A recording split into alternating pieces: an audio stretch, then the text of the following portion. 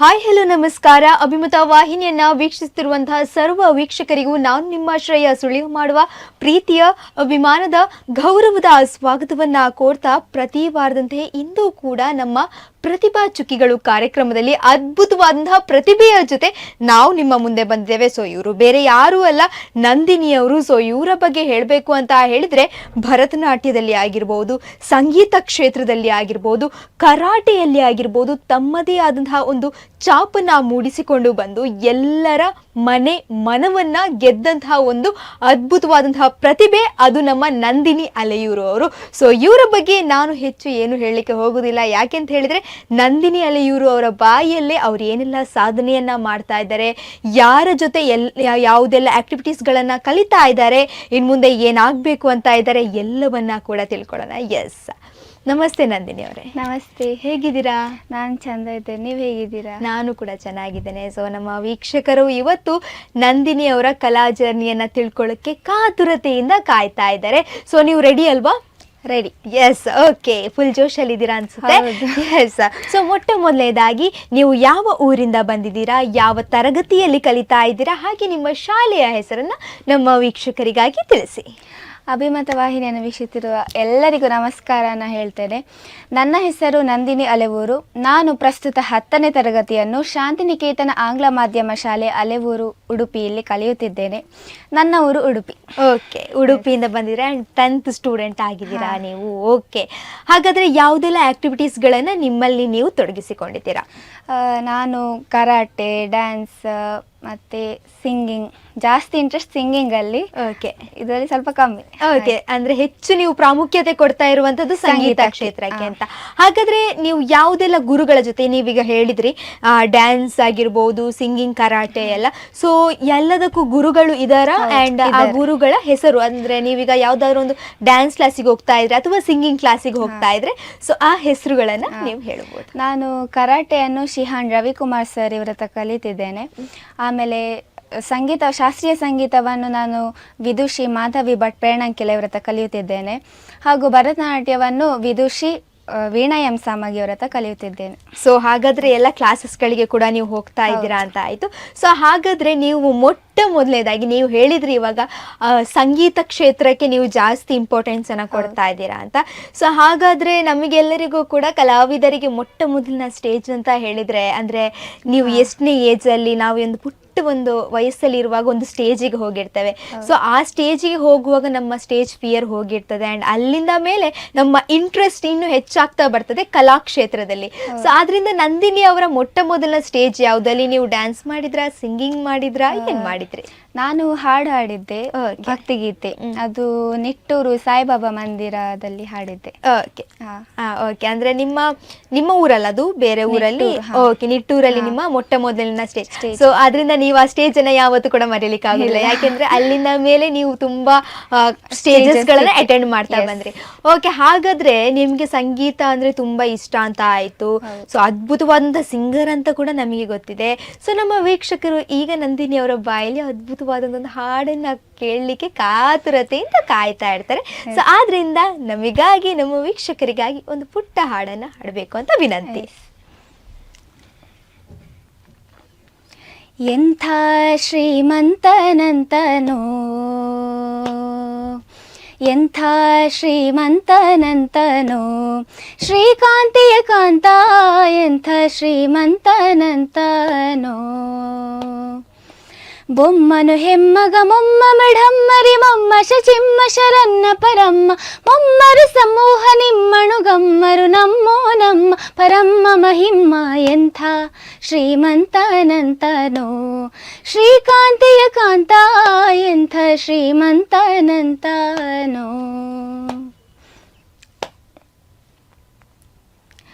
ಅಂಬರು ಹೆಂಗಳ ಅಂಗನಂತಗತ ಮಂಗಳ ಪಾಂಗ ವಿಶ್ವಾಂಗಳ ಮಂಗಳ ಸಿಂಗರದಂಗುಟ ಸಂಗದ ಗಗಜ ಕಂಗಳ ಕಂಗಳ ಹಿಂಗೆ ಪಳಾಂಗ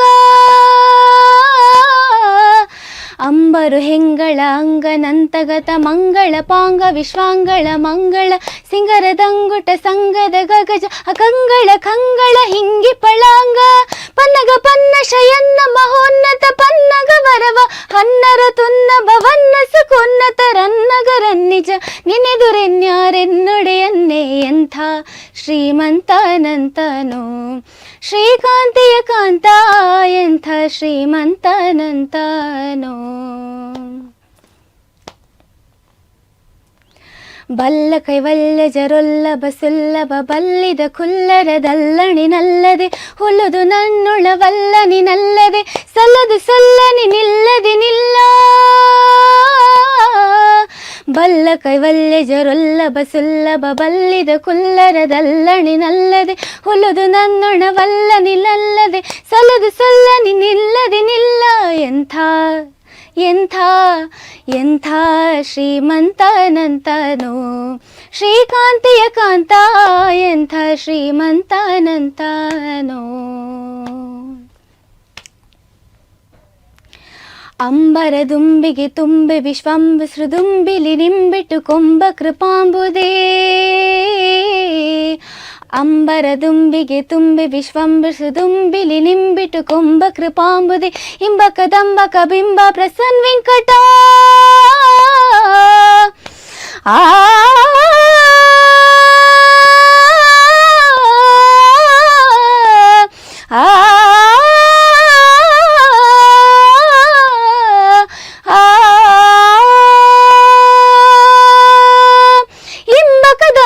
ಬಿಂಬ ಪ್ರಸನ್ನ ವೆಂಕಟ ನಂಬಿದ ಬಿಂಬನಿವನೆಂಬ ಕುಟುಂಬಿ ಎಂಥ ಶ್ರೀಮಂತನಂತನೋ ಶ್ರೀಕಾಂತಿಯ ಕಾಂತ ಎಂಥ ಶ್ರೀಮಂತನಂತನೋ ಬೊಮ್ಮನು ಹೆಮ್ಮಗ ಮೊಮ್ಮ ಮೃಢಮ್ಮರಿ ಮೊಮ್ಮ ಶಚಿಮ್ಮ ಶರನ್ನ ಪರಮ್ಮ ಮೊಮ್ಮರು ಸಮೂಹ ನಿಮ್ಮಣು ಗಮ್ಮರು ನಮ್ಮೋ ನಮ್ಮ ಪರಮ್ಮ ಮಹಿಮ್ಮ ಎಂಥ ಶ್ರೀಮಂತನಂತನೋ ಶ್ರೀಕಾಂತಿಯ ಕಾಂತ ಎಂಥ ಶ್ರೀಮಂತನಂತನೋ ಎಂಥ ಶ್ರೀಮಂತನಂತನೋ ಎಂಥ ಶ್ರೀಮಂತನಂತನೋ ಆ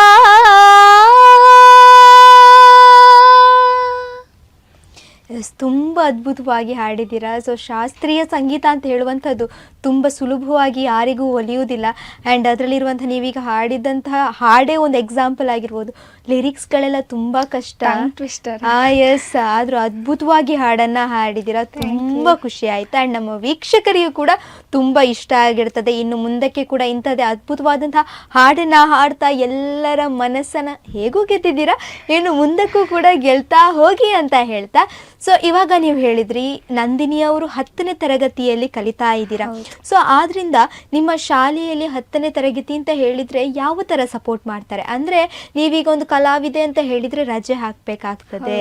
ಸೊ ಎಷ್ಟೋ ಪ್ರೋಗ್ರಾಮ್ಸ್ಗಳು ಸಿಗ್ತಾ ಇರ್ತದೆ, ಅದೆಷ್ಟೋ ರಜೆ ಮಾಡಬೇಕಾಗ್ತದೆ. ಆ ರಜೆಯಲ್ಲಿ ಒಂದೊಂದ್ಸಲ ಒಂದೊಂದು ದೊಡ್ಡ ದೊಡ್ಡ ಪ್ರೋಗ್ರಾಮ್ಸ್, ಇಂಪಾರ್ಟೆಂಟ್ ಪ್ರೋಗ್ರಾಮ್ಸ್ ಆಗಿರ್ಬೋದು ನಮಗೆ ಬರುವಂಥದ್ದು ಎಕ್ಸಾಮ್ ಟೈಮಲ್ಲಿ. ಸೊ ಅವಾಗ ನಾವು ಎಕ್ಸಾಮನ್ನು ಬಿಡ್ಲಿಕ್ಕೆ ಆಗೋದಿಲ್ಲ, ಈ ಕಡೆಯಿಂದ ಸ್ಕೂಲ್ ಅವರನ್ನು ಬಿಡ್ಲಿಕ್ಕೆ ಆಗೋದಿಲ್ಲ, ಈ ಕಡೆಯಿಂದ ನಮ್ಮ ಟ್ಯಾಲೆಂಟನ್ನು ಬಿಡ್ಲಿಕ್ಕೆ ಆಗೋದಿಲ್ಲ. ಆಗ ಒಬ್ರೊಬ್ರಿಗೆ ಸ್ಕೂಲೇಟ್ ಸಪೋರ್ಟ್ ಮಾಡ್ತಾರೆ. ಸೊ ಆದ್ರಿಂದ ಒಬ್ರೊಬ್ರಿಗೆ ಸಪೋರ್ಟ್ ಮಾಡೋದಿಲ್ಲ. ಆದ್ರಿಂದ ನಂದಿನಿ ಅವರ ಲೈಫಲ್ಲಿ ಹೇಗೆ ಅಂತ? ನನ್ನ ಶಾಲೆಯವರು ತುಂಬ ಸಪೋರ್ಟ್ ಮಾಡ್ತಾರೆ. ಅದು ನನ್ನ ಫ್ರೆಂಡ್ಸ್ ಆಗಿರ್ಬೋದು, ಟೀಚರ್ಸ್ ಅವರಾಗಿರ್ಬೋದು, ಅಥವಾ ಪ್ರಿನ್ಸಿಪಲ್ ಆಗಿರ್ಬೋದು, ಎಲ್ಲರೂ ತುಂಬ ಸಪೋರ್ಟ್ ಮಾಡ್ತಾರೆ.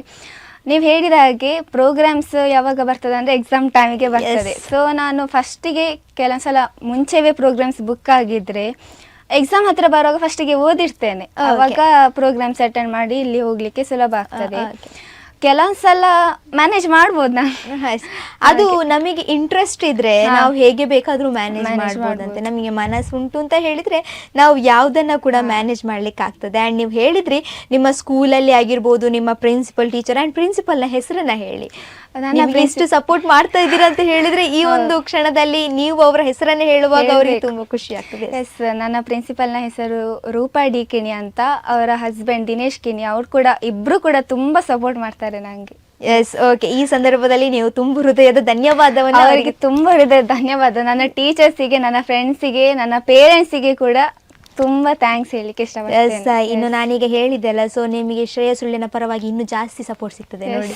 Okay, ಇಲ್ಲ ಜಸ್ಟ್ ಜೋಕಿಗೆ ಹೇಳಿದ್ದು. ಇಲ್ಲ, ಸಿಗ್ಬೋದು. ಎಸ್ ನೀವಂದ್ರೆ ಮತ್ತೆ ಅಯ್ಯೋ ಟಚ್ ಮಾಡಿದ್ರಿ ನೀವು. ಎಸ್, ಯಾಕೆಂತ ಹೇಳಿದ್ರೆ ಯಾವ ಪ್ರತಿಭೆಗೆ ಅವರ ಸ್ಕೂಲಲ್ಲಿ ಸಪೋರ್ಟ್ ಮಾಡ್ತಾರೆ ನೋಡಿ. ಸೊ ನೀವೀಗ ಇಲ್ಲಿ ಬಂದು ಕೂತ್ರಿ, ನಿಮ್ಮ ಟೀಚರ್ಸ್ ನಿಮ್ಮ ಸ್ಕೂಲಲ್ಲಿ ನಿಮ್ಮ ಪ್ರಿನ್ಸಿಪಲ್ ಆಗಿರ್ಬೋದು, ಪ್ರಿನ್ಸಿ ಆಗಿರ್ಬೋದು ನಿಮಗೆ ಸಪೋರ್ಟ್ ಮಾಡಿದ್ರು, ಆಗ ಇಲ್ಲಿ ಬಂದು ನೀವು ಹೆಸರು ಹೇಳಲಿಕ್ಕೆ ಸಾಧ್ಯ ಆಯ್ತು.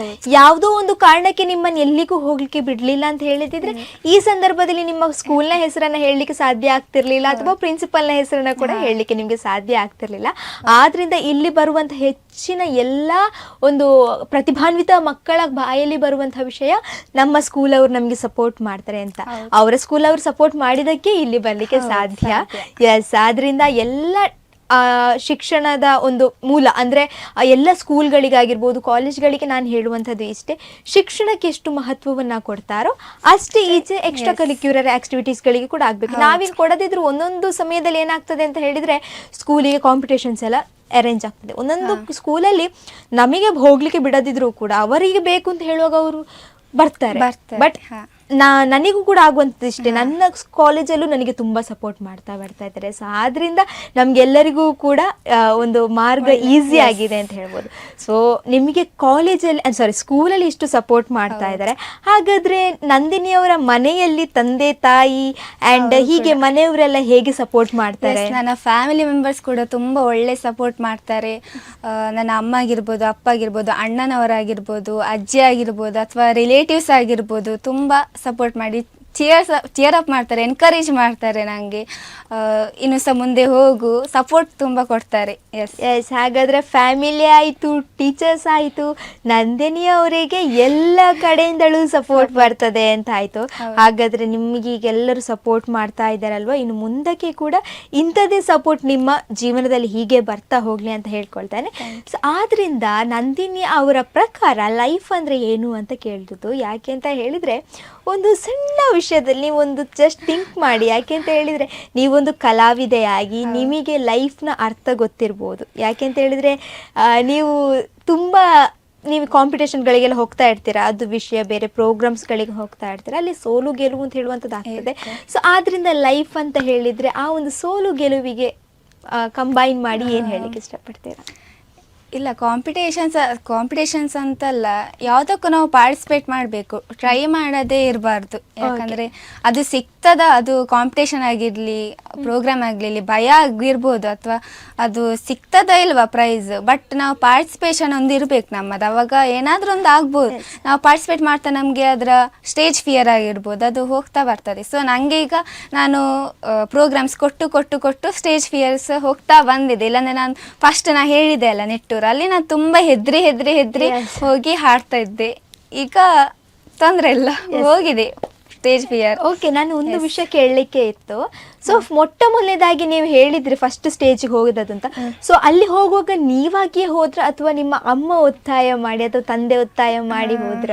ಇಲ್ಲ, ನನಗೆ ಅಂದರೆ ಫಸ್ಟಿಗೆ ಪ್ರೋಗ್ರಾಮ್ ಹೇಗಿದೆ ಅಂತ ಹೇಳಿದಾಗ ಅಮ್ಮ ಹೇಳಿದರು ನನಗೆ, ನಾನು ಹೋಗ್ತೇನೆ ಅಂತ ಹೇಳಿದೆ. ಮಾತ್ರ ಅಲ್ಲಿ ಹೋಗಿ ಜನ ನೋಡುವಾಗ ನನಗೆ ಹೆದರಿಕೆ ಆಯಿತು. ನಾವು ಹೋಗಲ್ಲ ಹೇಳಿದೆ. ಆಮೇಲೆ ಅಮ್ಮ ಎಂತಾಗುದಿಲ್ಲ, ಇಷ್ಟವರೆಗೆ ಇಲ್ಲಿ ತನಕ ಬಂದಿದ್ದೆ ಅಲ್ಲ, ಒಂದು ಮಾಡಿ ನೋಡು ಹೇಗೆ ಆಗ್ತದಂತ, ಹಾಗೆ ಹೋದೆ. ಸೊ ಎಸ್, ಹಾಗಾದರೆ ನಿಮ್ಮ ಅಮ್ಮ ನಿಮ್ಮನ್ನು ಆ ದಿವಸ ಸ್ಟೇಜಿಗೆ ಕಳಿಸಿ ನೀವು ಆ ದಿವಸ ಅಲ್ಲಿ ಪರ್ಫಾರ್ಮ್ ಮಾಡಿದ್ದಕ್ಕೆ ಇವಾಗ ನಿಮಗೆ ಸ್ಟೇಜ್ ಫಿಯರ್ ಹೋಗಿದೆ ಅಂತ ಹೇಳ್ಬೋದು. ಸೊ ಆದ್ರಿಂದ ತಂದೆ ತಾಯಿ ಕೂಡ ನಿಮಗೆ ತುಂಬ ಸಪೋರ್ಟ್ ಮಾಡಿದ್ದಾರೆ ಅಂತ ಹೇಳ್ಬೋದು. ಸೊ ಆದ್ರಿಂದ ನಂದಿನಿ ಅವರೀಗ ನೋಡ್ಬೋದು, ತುಂಬ ರಜೆಗಳೆಲ್ಲ ನಮಗೆ ಸಿಗ್ತದೆ. ಲೈಕ್ ಎಕ್ಸಾಮ್ ಹಾಲಿಡೇಸ್ ಅಲ್ಲ, ಅದನ್ನು ಬಿಟ್ಟು ನಾವೀಗ ಫ್ರೀ ಟೈಮ್, ವೆಕೇಶನ್ ಎಲ್ಲ ಸಿಗ್ತದೆ. ಆ್ಯಂಡ್ ಮೇಯ್ನ್ ಆಗಿ ಕೊರೋನಾ ಟೈಮ್ ಆಗಿರ್ಬೋದು, ಮೊನ್ನೆ ಮಳೆ, ಕೊರೋನಾ ಟೈಮಲ್ಲಿ ಆದ್ರೆ ನಮಗೆ ಆನ್ಲೈನ್ ಕ್ಲಾಸಸ್ ಇತ್ತು ಅಂತ ಬಿಡಿ, ಆ್ಯಂಡ್ ಈ ಮಳೆ ಬರುವ ಟೈಮಲ್ಲೆಲ್ಲ ನಮಗೆ ತುಂಬ ರಜೆ ಸಿಗ್ತಾ ಇರ್ತದೆ. ಆ್ಯಂಡ್ ಕಲಾವಿದರು ಏನು ಮಾಡ್ತಾರೆ, ಅದನ್ನು ಬೇರೆ ಥರ ಯುಟಿಲೈಸ್ ಮಾಡ್ತಾರೆ. ಆ್ಯಂಡ್ ಬೇರೆ ಮಕ್ಕಳು ಟಿ ವಿ, ಮೊಬೈಲ್ ಅದರಲ್ಲಿ ಅದು ಬಿಡಿ, ಅದು ಸೆಕೆಂಡರಿ. ಆ್ಯಂಡ್ ನಂದಿನಿ ಅವರು ಅಂಥ ಒಂದು ಫ್ರೀ ಟೈಮನ್ನು ಹೇಗೆ ಸ್ಪೆಂಡ್ ಮಾಡ್ತಾ ಇದ್ರು, ರಜೆ ಟೈಮಲ್ಲೆಲ್ಲ ಹೇಗೆ ಸ್ಪೆಂಡ್ ಮಾಡ್ತಾ ಇದ್ರು? ಸಣ್ಣದಿರುವಾಗ ಮಳೆ ಇರುವಾಗ ರಜೆ ಸಿಗ್ತಿದ್ರೆ ಎಂತಾದರೂ ಕ್ರಾಫ್ಟ್ ಮಾಡೋದು, ಡ್ರಾಯಿಂಗ್ ಮಾಡೋದು ಆ ಥರ ಮಾಡ್ತಿದ್ದೆ. ಆಮೇಲೆ ಇದೆ ಅಮ್ಮ ಸಂಗೀತ ಕ್ಲಾಸಿಗೆ, ಡ್ಯಾನ್ಸ್ ಕ್ಲಾಸಿಗೆಲ್ಲ ಸೇರಿದ ಮೇಲೆ ಅದರದ್ದು ಮೊಬೈಲಲ್ಲಿ ಎಂತಾದರೂ ವೀಡಿಯೋಸ್ ಬಂದರೆ ಅದರಲ್ಲಿ ಟ್ರೈ ಮಾಡೋದು ಹಾಗೆ. ಅಥವಾ ಸಾಂಗ್ ಕೇಳೋದು, ನಂಗೆ ಸಾಂಗ್ ಕೇಳೋದಂದ್ರೆ ತುಂಬ ಇಷ್ಟ, ಸಾಂಗ್ ಕೇಳ್ತಾ ಇರ್ತೇನೆ ಅಷ್ಟೇ. ಓಕೆ, ಹಾಗೆ ಎಂತ ನಿಮ್ಮ ಇದು ಎಕ್ಸ್ಟ್ರಾ ಆಕ್ಟಿವಿಟೀಸ್ಗಳನ್ನೆಲ್ಲ ನೀವು ಪ್ರಾಕ್ಟೀಸ್ ಮಾಡ್ತಾ ಇರ್ತೀರ. ಆ್ಯಂಡ್ ನಮಗೆಲ್ಲ ಕಲಾವಿದರನ್ನು ನೋಡುವಾಗ ನಮ್ಮ ಎಲ್ಲ ವೀಕ್ಷಕರ ಮನಸ್ಸಲ್ಲೇ ಆಗ್ತದೆ, ಸೊ ಇಷ್ಟೆಲ್ಲ ಮಾಡ್ತಾ ಇದ್ದಾರೆ, ಅವರ ಡೈಲಿ ರುಟೀನನ್ನು ಕೇಳುವ ಅಂತ. ಸೊ ಬೆಳಿಗ್ಗೆ ಎಷ್ಟು ಗಂಟೆಗೆ ಹೇಳ್ತೀರಾ, ನೆಕ್ಸ್ಟ್ ಏನು ಮಾಡ್ತೀರಾ, ಸಂಜೆ ಸ್ಕೂಲ್ ಹೋಗಿ ಬರುವಂಥದ್ದೆಲ್ಲ ನಿಮ್ಮ ಡೈಲಿ ರುಟೀನ್ ಇರ್ತದಲ್ಲ, ಸೊ ಅದರ ಪಟ್ಟಿಯನ್ನು ನಮ್ಮ ವೀಕ್ಷಕರಿಗಾಗಿ ತಿಳಿಸಿ. ನಾನು ಹೇಳೋದು ಲೇಟ್ ಹೇಳೋದು, ನಾನು ಬೇಗ ಹೇಳೋದಿಲ್ಲ. ಎಕ್ಸಾಮ್ ಇದ್ದರೆ ಸಹ ನಾನು ಬೇಗ ಹೇಳೋದಿಲ್ಲ, ನೈಟ್ ಸ್ಟಡಿ ಮಾಡ್ತೇನೆ ನಾನು. ಓಕೆ, ಅದು ಒಬ್ರೊಬ್ರಿಗೆ ಇದ್ದದೆ, ಒಬ್ರೊಬ್ರಿಗೆ ಬೆಳಿಗ್ಗೆ ಎದ್ರೆ ತಲೆಗೆ ಹತ್ತುತ್ತದೆ, ಒಬ್ರೊಬ್ರಿಗೆ ಹಂಗೆ ಬೆಳಿಗ್ಗೆ ಹೇಳುದು ಸಹ ಇಲ್ಲ, ನಾನು ತಲೆಗೆ ಹತ್ತೋದು ಸಹ ಇಲ್ಲ. ನಾನು ನೈಟ್ ಸ್ಟಡಿ ಮಾಡೋದು. ಬೆಳಿಗ್ಗೆ ಒಂದು 6:30ಗೆ ಹೇಳ್ತೆ, 6:30ಗೆ ಎದ್ದು ಶಾಲೆಗೆ ಹೋಗುದು, ಮತ್ತೆ ಸ್ನಾನ ಅದು ಇದೆಲ್ಲ ಮಾಡಿ ತಿಂಡಿ ತಿಂದು ಶಾಲೆಗೆ ಹೋಗ್ತೆ. ಶಾಲೆಗೆ ಹೋಗಿ 9:30ಗೆ ಶಾಲೆ, ಈಗ 10th ಅಲ್ಲ, ಸ್ಪೆಷಲ್ ಕ್ಲಾಸ್ ಇರ್ತದೆ, ಸೊ ಬೇಗ ಹೋಗಬೇಕು. ಆಮೇಲೆ ಬಿಡುವಾಗ 4 ಗಂಟೆ ಆಗ್ತದೆ. 4 ಗಂಟೆಯಿಂದ ಮನೆಗೆ ಬಂದು ಕ್ಲಾಸಸ್ ಇರ್ತದೆ, 5 ಗಂಟೆಗೆ ಕ್ಲಾಸಿಗೆ ಹೋಗಬೇಕು. ಕ್ಲಾಸಿಗೆ ಹೋಗಿ ಅಲ್ಲಿಂದ ಬರುವಾಗ 6:30 7 ಗಂಟೆ ಆಗ್ತದೆ. ಮತ್ತೆ ಸ್ನಾನ ಮಾಡಿ ದೇವರ ಇದು ಪೂಜೆ ಅದು ಹಾಡಿ ಅದೆಲ್ಲ ಆಗುವಾಗ ಆಮೇಲೆ ಊಟ ಮಾಡೋದು, ಹೋಮ್ವರ್ಕ್ ಎಂತಾದ್ರೂ ಇದ್ರೆ ಮಾಡೋದು, ಮತ್ತೆ ಸ್ವಲ್ಪ ಮೊಬೈಲ್ ಅಥವಾ ಟಿ ವಿ ನೋಡೋದು, ಮಲಗೋದು ಅಷ್ಟೇ. ಓಕೆ, ಇದಾಗಿತ್ತು ನಮ್ಮ ನಂದಿನಿ ಅಲೆಯೂರು ಅವರ ಡೈಲಿ ರುಟೀನ್. ಯಾಕೆಂತ ಹೇಳಿದರೆ ಎಲ್ಲರಿಗೂ ಒಂದು ಕ್ಯೂರಿಯಾಸಿಟಿ ಇರ್ತದಲ್ವಾ. ಸೊ ನೀವು ಹೇಳ್ತಾರೆ ಡ್ಯಾನ್ಸಲ್ಲಿದ್ದೀರಾ, ಸಾಂಗಲ್ಲಿದ್ದೀರಾ, ಕರಾಟೆಯಲ್ಲಿದ್ದೀರಾ, ಆ್ಯಂಡ್ ಇನ್ನೂ ಕೆಲವು ಹಲವಾರು ಇರ್ಬೋದು. ಸೊ ಹೀಗೆಲ್ಲಿರುವಾಗ ಆ್ಯಂಡ್ ನೀವೀಗ 10th ಕೂಡ, ಆ 10th ಸಂದರ್ಭದಲ್ಲಂತೂ ತುಂಬ ಮ್ಯಾನೇಜ್ ಮಾಡಬೇಕಾಗ್ತದೆ ಎಜುಕೇಷನ್ನ ಜೊತೆಗಿದ್ದು. ಒಬ್ಬೊಬ್ರು ಹೇಳ್ತಾರೆ ಟ್ಯಾಲೆಂಟ್ ಇದ್ರೆ ಎಜುಕೇಷನ್ ಬೇಡ ಅಂತ, ಅದು ಕಂಪ್ಲೀಟ್ಲಿ ರಾಂಗ್. ಯಾಕೆಂತ ಹೇಳಿದರೆ ಪ್ರೊಫೆಷನು ಬೇಕು, ನಮಗೆ ಪ್ಯಾಷನು ಕೂಡ ಬೇಕು. ಸೊ ಅದರಿಂದ ಎರಡನ್ನೂ ಕೂಡ ನಾವು ಮ್ಯಾನೇಜ್ ಮಾಡ್ತಾ ಹೋಗುವಾಗ ತುಂಬ ಕಷ್ಟ ಆಗ್ತದೆ. ಆ್ಯಂಡ್ ಅದರಿಂದ ನಮ್ಮ ವೀಕ್ಷಕರೆಲ್ಲರೂ ಕೂಡ ಕಾತುರತೆಯಿಂದ ಕಾಯ್ತಾ ಇರ್ತಾರೆ. ಅದಕ್ಕೆ ನಾ ಈ ಒಂದು ಪ್ರಶ್ನೆಯನ್ನು ಕೇಳಿದ್ದೆ ನಿಮಗೆ. ಸೊ ಅದರಿಂದ ನಂದಿನಿಯಲ್ಲಿ ಇವರು ಇನ್ನೊಂದು ಹಾಡನ್ನು ಹಾಡ್ತಾರೆ ಅಂತ ಗೊತ್ತಾಯಿತು. ಸೊ ಇನ್ನೊಂದು ಹಾಡನ್ನು ಹಾಡ್ತೀರಾ? ಹೆಣ್ಣು ಹಡೆಯಲು ಬೇಡ, ಹೆರವರಿಗೆ ಕೊಡ ಬ್ಯಾಡ, ಹೆಣ್ಣುಗುವಾಗ ಅಳಬ್ಯಾಡ, ಹೆಣ್ಣುಗುವಾಗ ಅಳಬ್ಯಾಡ, ಹಡೆದವ್ವ ಸಿಟ್ಟಾಗಿ ಶಿವನ ಬೈಬ್ಯಾಡ. ಕಾಶಿಗೆ ಹೋಗೋಕೆ ಎಷ್ಟೊಂದು ದಿನ ಬೇಕು, ತಾಸೊತ್ತಿನ ಹಾದಿ ತವರೂರು, ತಾಸೊತ್ತಿನ ಹಾದಿ ತವರೂರು, ಮನೆಯಾಗೆ ಕಾದು ಕುಂತಾಳೆ ಹಡೆದವ್ವ, ಜಗಕ್ಕೆಲ್ಲವಳೆ ಪರದೈವ.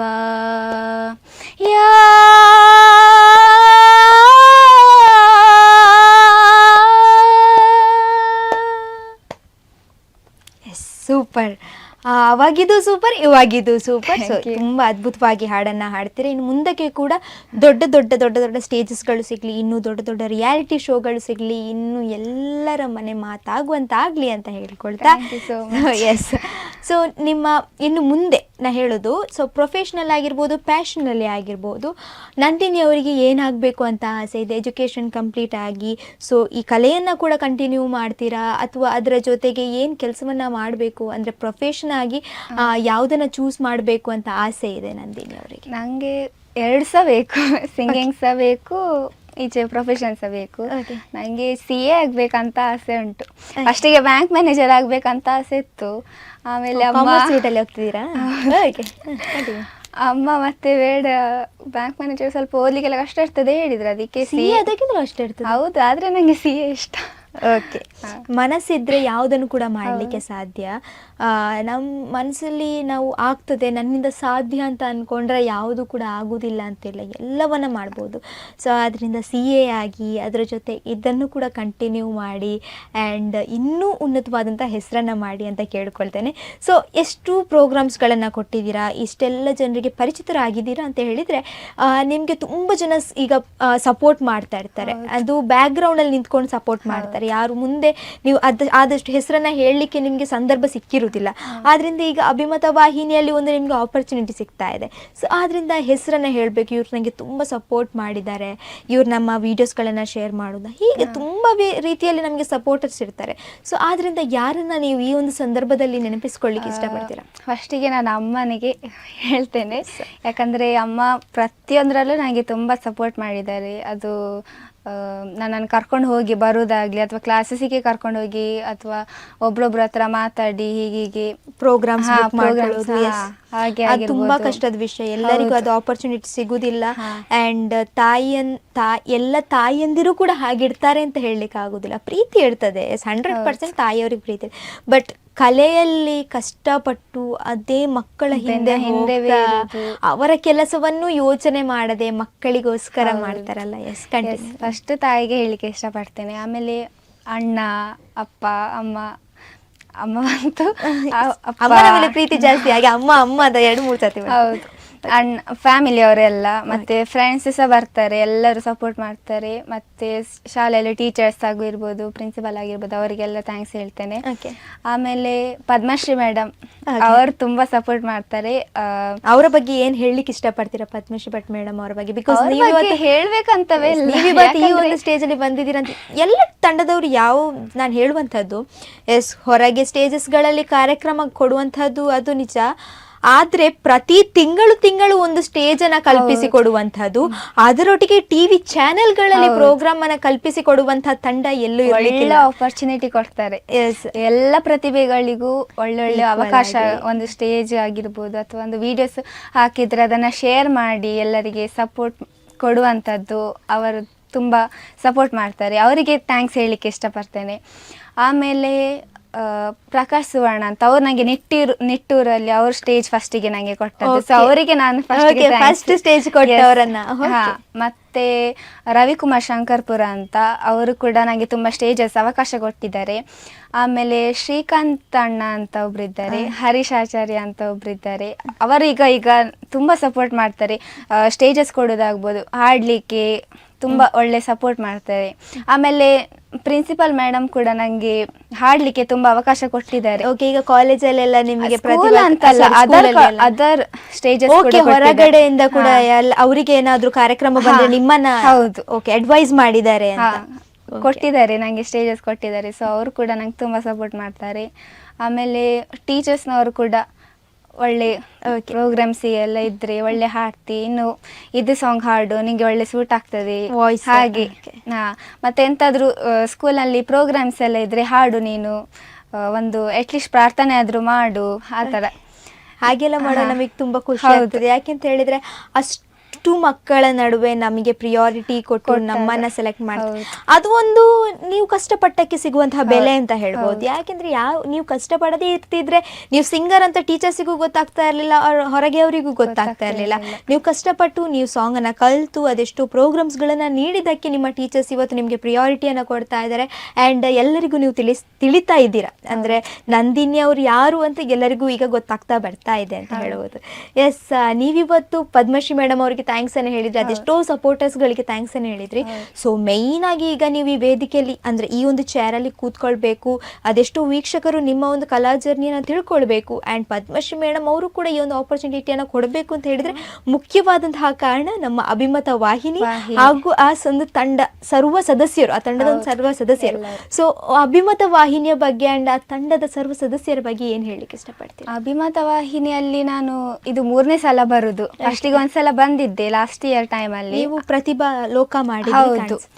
ಆಮೇಲೆ ಮೊನ್ನೆ ನವೆಂಬರ್ 14 ಚಿಲ್ಡ್ರನ್ಸ್ ಡೇ ಲೆಕ್ಕದಲ್ಲಿ ಬಂದಿದ್ದೆ. ಸೊ ಇವತ್ತು ನಾನು ಇಂಟರ್ವ್ಯೂ ಕೊಡ್ಲಿಕ್ಕೆ ಬಂದಿದ್ದೇನೆ. ಸೊ ಇಲ್ಲಿ ಕೂಡ ಅಷ್ಟೇ, ಎಲ್ಲರೂ ಒಳ್ಳೆ ರೀತಿಯಲ್ಲಿ ಫ್ರೆಂಡ್ಲಿ ಆಗಿ ಮಾತಾಡ್ತಾರೆ. ಆಮೇಲೆ ಅಭಿಮತ ವಾಹಿನಿ ಅಂದ್ರೆ ವೀಕ್ಷಕರು ಒಳ್ಳೆ ಸಪೋರ್ಟ್ ಕೊಡ್ತಾರೆ. ಓಕೆ, ಹಾಗಾದ್ರೆ ನೀವು ಅಭಿಮತ ವಾಹಿನಿಗೆ ಕೂಡ ಅಭಿಮತ ವಾಹಿನಿ ತುಂಬಾ ಅಂದ್ರೆ ತುಂಬಾ ಸಪೋರ್ಟ್ ಮಾಡ್ತಾರೆ. ಯಾಕಂದ್ರೆ ಎಷ್ಟೋ ಪ್ರತಿಭೆಗಳನ್ನ ಕಾರ್ಯಕ್ರಮ ಚಂದ ಬರ್ಲಿಕ್ಕೆ ಕ್ಯಾಮರಾಮ್ಯಾನ್ ಆಗಿರ್ಬೋದು ಅಥವಾ ಎಡಿಟಿಂಗ್ ಆಗಿರ್ಬೋದು ಎಲ್ಲ ತುಂಬಾ ಸಪೋರ್ಟ್ ಮಾಡ್ತಾರೆ, ಯಾರು ಕೋಪ ಮಾಡಿಕೊಳ್ಳೋದಿಲ್ಲ, ಇಲ್ಲ. ನಾವು ಎಷ್ಟು ತಪ್ಪು ಮಾಡಿದ್ರು ಕೂಡ ಕೂಡ ಕೋಪ ಮಾಡಿಕೊಳ್ಳೋದಿಲ್ಲ. S, okay. ಹಾಗೆ ನಾನು ಬಂದಿರುವಂತಹ ಎಲ್ಲ ಪ್ರತಿಭೆಗಳ ಜೊತೆ ಕೊನೆಯಲ್ಲಿ ಕೇಳುವಂತಹ ಮಾತು ಏನಂತ ಹೇಳಿದ್ರೆ, ಅದೆಷ್ಟೋ ವೀಕ್ಷಕರು ಈ ಕಾರ್ಯಕ್ರಮವನ್ನ ನೋಡ್ತಾ ಇರ್ತಾರೆ, ಅದರಲ್ಲಿ ಪೇರೆಂಟ್ಸ್ಗಳು ಕೂಡ ಇರ್ಬೋದು ಅಥವಾ ಮಕ್ಕಳು ಕೂಡ ಇರ್ಬೋದು. ನೀವು ಪೇರೆಂಟ್ಸ್ಗಾದ್ರೂ ಹೇಳಿ, ಮಕ್ಕಳಿಗಾದ್ರೂ ಹೇಳಿ, ನಿಮ್ಮ ಮನಸ್ಸಿನ ಮಾತು. ಅಂದ್ರೆ ಎಷ್ಟು ಜನರಿಗೆ ತಾಯಂದಿರು ಮಕ್ಕಳಿಗೆ ಸಪೋರ್ಟ್ ಮಾಡ್ತಾರೆ, ಆದ್ರೆ ಒಂದೊಂದು ಕಡೆ ಮಕ್ಕಳು ತಾಯಂದಿರಿಗೆ ನಾನು ಡ್ಯಾನ್ಸಿಗೆ ಹೋಗ್ತೇನೆ, ನಾನು ಸಿಂಗಿಂಗ್ ಹೋಗ್ತೇನೆ ಅಂತ ಹೇಳಿದ್ರೆ ಅಲ್ಲಿ ಒಂದೊಂದು ಕಡೆ ಪೇರೆಂಟ್ಸ್ ಸಪೋರ್ಟ್ ಮಾಡೋದಿಲ್ಲ. ಸೊ ಆದ್ರಿಂದ ನೀವು ಯಾರಿಗೆ ಯಾವ ಕಿವಿ ಮಾತನ್ನ ಹೇಳಲಿಕ್ಕೆ ಇಷ್ಟಪಡ್ತೀರೋ ಒಂದು ಪ್ರತಿಭೆಯಾಗಿ? ತಾಯಂದಿರು ಮಕ್ಕಳಿಗೆ ಸಪೋರ್ಟ್ ಮಾಡಬೇಕು ಫಸ್ಟಿಗೆ. ಓಕೆ. ಅದು ಕ್ಲಾಸಿಗೆ ಅವರಿಗೆ ಯಾವ ಇದರಲ್ಲಿ ಇಂಟ್ರೆಸ್ಟ್ ಉಂಟು, ಒಂದು ಸಿಂಗಿಂಗ್ ಆಗಿರ್ಬೋದು, ಡ್ಯಾನ್ಸ್, ಮತ್ತೊಂದು ಅದರಲ್ಲಿ ಯಾವುದರಲ್ಲಿ ಅವರಿಗೆ ಇಂಟ್ರೆಸ್ಟ್ ಉಂಟು ಅಂತ ಗೊತ್ತಾದ ಕೂಡಲೇ ಅವರನ್ನು ಕ್ಲಾಸಿಗೆ ಸೇರಿಸೋದು, ಅವರಿಗೆ ಸಪೋರ್ಟ್ ಮಾಡ್ತಾ ಇರಬೇಕು. ಓಕೆ. ಹಾಗೆ ಪೇರೆಂಟ್ಸ್ ಅವರು ಮತ್ತೆ ಮಕ್ಕಳು ಕೂಡ ಇಂಟ್ರೆಸ್ಟ್ ತಗೊಂಡು ಅದನ್ನು ಹಾರ್ಡ್ ವರ್ಕಿಂದ ಮುಂದೆ ಕಂಟಿನ್ಯೂ ಮಾಡಿದರೆ ಗೆಲುವು ನಮ್ಮದೇ. ಹೌದು. ಎಸ್. ತುಂಬ ಖುಷಿ ಆಯಿತು ನಂದಿನಿ ಅಲಿ ಅವ್ರ ಜೊತೆ ಮಾತಾಡಿ. ಇನ್ನು ಮುಂದಕ್ಕೆ ಕೂಡ ಇಂಥದ್ದೇ ಆಪರ್ಚುನಿಟಿಗಳು ಸಿಗ್ತಾ ಹೋಗಲಿ, ಇನ್ನಷ್ಟು ಅದ್ಭುತವಾದಂತಹ ದೊಡ್ಡ ದೊಡ್ಡ ಸ್ಟೇಜಸ್ಗಳು ನಿಮ್ಮದಾಗಲಿ, ಇನ್ನಷ್ಟು ಹೆಸರು ಮಾಡಿಕೊಂಡು ಇನ್ನೊಂದು ಸಲ ನೀನೊಂದು ದೊಡ್ಡ ಸಾಧನೆನ ಮಾಡಿ ಇನ್ನೊಂದ್ಸಲ ನಾನೇ ಇಂಟರ್ವ್ಯೂ ಮಾಡುವ ಹಾಗೆ ಆಗಲಿ ಅಂತ ಕೇಳ್ಕೊಳ್ಳಿ ಇಷ್ಟಪಡ್ತೇನೆ. ಧನ್ಯವಾದ. Thank you. ಎಸ್, ನೋಡಿದ್ರಲ್ಲ ವೀಕ್ಷಕರೇ, ಇದಾಗಿತ್ತು ನಮ್ಮ ನಂದಿನಿ ಅಲೆಯೂರು ಅವರ ಅದ್ಭುತವಾದಂತಹ ಕಲಾ ಜರ್ನಿ. ಪ್ರತಿ ವಾರ ಇಂಥದ್ದೇ ಅದ್ಭುತವಾದಂತಹ ಕಲಾ ಜರ್ನಿಯ ಜೊತೆ ನಾವು ನಿಮ್ಮ ಮುಂದೆ ಬರ್ತೇವೆ. ಸೊ ಆದ್ರಿಂದ ಹೆಚ್ಚಿನ ಸಂಖ್ಯೆಯಲ್ಲಿ ಈ ಕಾರ್ಯಕ್ರಮವನ್ನು ವೀಕ್ಷಿಸುವುದರ ಮೂಲಕ ನಮ್ಮ ಎಲ್ಲ ಪ್ರತಿಭೆಗಳಿಗೆ ಪ್ರೋತ್ಸಾಹದ ಜೊತೆ ಸಪೋರ್ಟ್ ಮಾಡ್ತಾ ನಿಮ್ಮ ಆಶೀರ್ವಾದ ಹೀಗೆ ಇರಲಿ ಅಂತ ಹೇಳ್ತಾ, ಇದು ಅಭಿಮತ, ಜನಮನದ ನಾಡಿಮಿಡಿತ.